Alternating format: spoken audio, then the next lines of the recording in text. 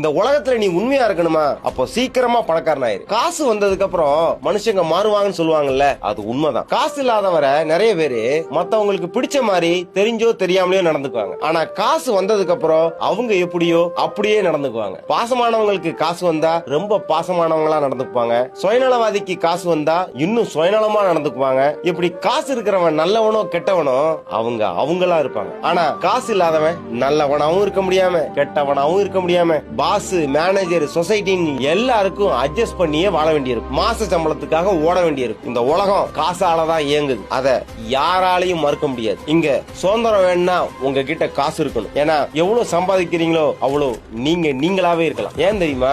காசு இருந்தா உங்களுக்கு பிடிக்காத வேலையை செய்யணும்னு அவசியம் இல்ல. மாச சம்பளத்துக்கு ஓடணும்னு அவசியம் இல்ல. உங்களுக்கு பிடிக்காதவங்களை பார்க்க பேச தேவையில்லை. சிம்பிளா சொல்ல போனா காசு இருந்தா உங்களுக்கு பிடிக்காத லைஃப வாழணும்னு தேவையே இல்லை. சோ கஷ்டப்படுங்க, உழைங்க, ரிஸ்க் எடுத்து உங்க லைஃப் மாத்துங்க. அப்பதான் இந்த உலகத்துல உண்மையா நீங்க வாழ முடியும்.